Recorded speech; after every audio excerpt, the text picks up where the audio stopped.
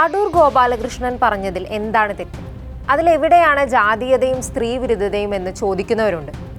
കോൺക്ലേവിലെ പ്രസംഗത്തിൽ വിമർശനം ഉയർന്നതിന് ശേഷവും അടൂർ നടത്തുന്ന പ്രതികരണങ്ങൾ മാത്രം ഒന്ന് കേട്ടാൽ ആ സംശയം അങ്ങ് ഇല്ലാതായിക്കോളും. ഞാൻ ജാതിവാദിയും സ്ത്രീവിരോധിയും അല്ലെന്ന് പറഞ്ഞ് സ്വയം ന്യായീകരിക്കാൻ ശ്രമിച്ച അടൂർ തനിക്കെതിരെ വിമർശനം ഉന്നയിച്ച കേരള സംഗീത നാടക അക്കാദമി ഉപാധ്യക്ഷയും സംഗീതജ്ഞയുമായ പുഷ്പവതി പൊയ്പാടത്തിനെ അതിരൂക്ഷമായാണ് അധിക്ഷേപിച്ചത്. വഴിയെ പോകുന്ന എല്ലാ സ്ത്രീകൾക്കും കയറി സംസാരിക്കാനുള്ള സ്ഥലമാണോ കോൺക്ലേവ്?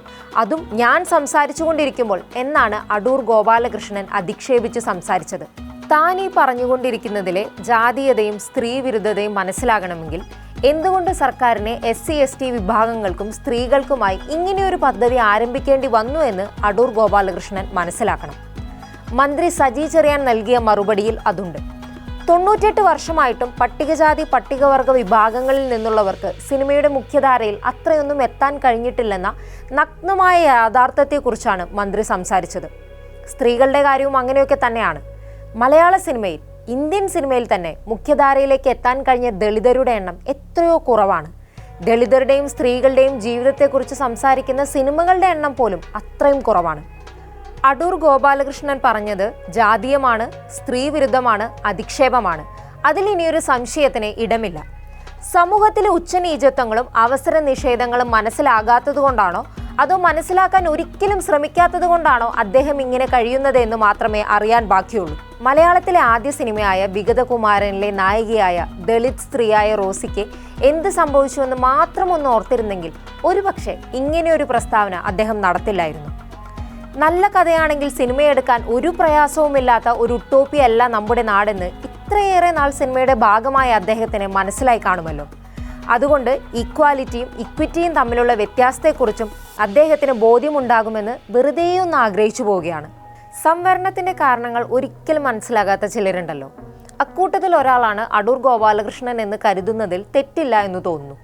സമൂഹം കാലങ്ങളായി പുലർത്തി വരുന്ന അടിച്ചമർത്തലുകളും വേർതിരിവുകളും കാരണം മുഖ്യധാരയിൽ എത്താൻ കഴിയാത്തവരെ മുന്നോട്ട് കൊണ്ടുവരാനും അവർക്ക് തുല്യ പ്രാതിനിധ്യം ഉറപ്പുവരുത്താനും നടത്തുന്ന ശ്രമമായ സംവരണത്തെ മെറിറ്റ് വാദമുയർത്തി എതിർക്കാൻ ശ്രമിക്കുന്നവരുടേതിന് തുല്യമാണ് അടൂർ പറഞ്ഞിരിക്കുന്ന കാര്യങ്ങൾ. സിനിമയെടുക്കാൻ ആഗ്രഹിക്കുന്ന, അതേക്കുറിച്ച് ബോധ്യമുള്ള, എന്നാൽ അതിനുള്ള സാമ്പത്തികമായ വഴികൾ ലഭ്യമല്ലാത്ത, ആ ലഭ്യമല്ലാത്തതിന് കാരണം ജാതിയും ജെൻഡറുമാകുന്ന മനുഷ്യർക്ക് സിനിമയെടുക്കാനുള്ള വഴി ഒരുക്കുന്നതിനായാണ് സർക്കാർ സ്ത്രീകൾക്കും ദളിത് വിഭാഗങ്ങൾക്കും ധനസഹായം നൽകുന്നത്. വെറുതെയല്ല ഇവർക്കൊന്നും ഈ ധനസഹായം ലഭിക്കുന്നത്. വിവിധ ഘട്ടങ്ങളിലൂടെ സൂക്ഷ്മമായ സ്ക്രീനിംഗ് പ്രോസസ്സുകളിലൂടെ കടന്നുപോയതിന് ശേഷമാണ്. B32 മുതൽ 44 വരെ എന്ന സിനിമയൊരുക്കിയ സംവിധായിക ശ്രുതി ശരണ്യം വ്യക്തമാക്കിയതുപോലെ വിവിധ ജൂറികളുള്ള 4 റൗണ്ടുകൾ പൂർത്തിയാക്കിയാണ് അവർക്ക് സിനിമയെടുക്കാൻ അവസരം ലഭിച്ചത്. സിനിമാ നിർമ്മാണത്തിനായി ലഭിക്കുന്ന 1.5 കോടി രൂപ ഇവർക്ക് നേരിട്ടല്ല സർക്കാർ കൊടുക്കുന്നത്, KSFDCക്കാണ്. അവരാണ് അത് വിവിധ ഘട്ടങ്ങളിലായി ആ തുക നൽകുന്നത്. ദളിത് വിഭാഗങ്ങൾ ധാർമ്മികതയും സത്യസന്ധതയും ഇല്ലാത്തവരാണെന്ന സവർണ ബോധത്തിൽ നിന്നുമാണ് സർക്കാർ ഫണ്ടിൽ നിന്നും പണം നൽകുന്നത് അഴിമതിക്കുള്ള സാധ്യതയാണെന്ന് അടൂർ ഗോപാലകൃഷ്ണന് തോന്നുന്നത്. എല്ലാം തികഞ്ഞാണ് സർക്കാരിൻ്റെ ഈ പദ്ധതി മുന്നോട്ട് പോകുന്നതെന്നൊന്നും പറയാനില്ല.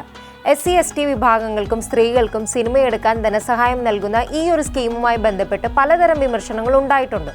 സിനിമ ഷൂട്ട് ചെയ്ത് പൂർത്തിയാക്കി തിയേറ്ററുകളിൽ എത്തുന്നത് വരെയുള്ള ആ ഒരു കാലയളവിൽ ഈ പറഞ്ഞ തുക പല ഘട്ടങ്ങളിലായി ലഭിക്കാൻ എത്രത്തോളം പ്രയാസം അനുഭവിച്ചെന്ന് പോലും ഈ പദ്ധതിയുടെ ഭാഗമായ പലരും പറഞ്ഞിട്ടുണ്ട്.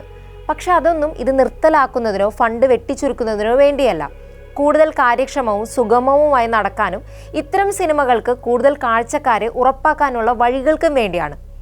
അടൂർ ഗോപാലകൃഷ്ണൻ കോൺക്ലേവിലും പിന്നീട് നടത്തിയ പ്രതികരണങ്ങളിലും ആവർത്തിച്ച് പറയുന്നത് പോലെ സിനിമയെടുക്കാൻ വരുന്നവർക്ക് പരിശീലനം നൽകണമെന്നാണെങ്കിൽ ശരിയാണ്. സിനിമയെടുക്കാൻ ആഗ്രഹിക്കുന്ന എല്ലാവർക്കും പരിശീലനം കൂടി നൽകാൻ സർക്കാരിന് പദ്ധതി ഉണ്ടെങ്കിൽ അത് നല്ലത് തന്നെയാണ്. പക്ഷേ അത് ഈ പദ്ധതിയിലേക്ക് തിരഞ്ഞെടുക്കപ്പെടുന്നവർ കഴിവുകെട്ടവരാണെന്ന ധാരണയുടെ പുറത്താകരുത് എന്ന് മാത്രമാണ്. പേരിലെ ജാതിവാൽ 20-ാം വയസ്സിൽ മുറിച്ചു കളഞ്ഞതിനൊപ്പം ഉള്ളിലെ വരേണ്യബോധത്തെ കൂടി മുഴുവനായി മുറിച്ചു കളയാൻ അടൂരിന് കഴിഞ്ഞിട്ടില്ലെന്ന് നേരത്തെയും പലപ്പോഴും അദ്ദേഹത്തിന്റെ വാക്കുകളിലൂടെ വ്യക്തമായിട്ടുണ്ട്.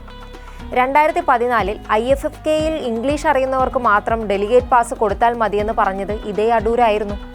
KR നാരായണൻ ഇൻസ്റ്റിറ്റ്യൂട്ടിന്റെ മുൻ ഡയറക്ടർ ശങ്കർ മോഹൻ വീട്ടുജോലി ചെയ്യിപ്പിച്ചെന്നും ജാതി വിവേചനം കാണിച്ചെന്നും വെളിപ്പെടുത്തിക്കൊണ്ട് ഇൻസ്റ്റിറ്റ്യൂട്ടിലെ ജീവനക്കാർ രംഗത്തു വരികയും അവർക്കായി വിദ്യാർത്ഥികൾ സമരത്തിനിറങ്ങുകയും ചെയ്തൊരു വർഷം ഓർമ്മയുണ്ടല്ലോ. അന്ന് ഇൻസ്റ്റിറ്റ്യൂട്ട് ചെയർപേഴ്സൺ ആയിരുന്ന അടൂർ ഗോപാലകൃഷ്ണൻ ശങ്കർ മോഹനെ അനുകൂലിച്ചാണ് നിലപാടെടുത്തത്. അന്ന് നൽകിയ ഒരു അഭിമുഖത്തിൽ അടൂർ ശങ്കർ മോഹനെ കുറിച്ച് പറഞ്ഞൊരു കാര്യമുണ്ട്.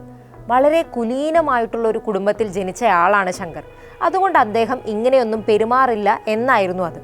കേരളത്തിലല്ല ശങ്കർ മോഹൻ ജനിച്ചതും വളർന്നതും, അതുകൊണ്ട് അദ്ദേഹത്തിന് ജാതിയെക്കുറിച്ച് അറിയില്ല എന്നും അടൂർ പറഞ്ഞിട്ടുണ്ട്.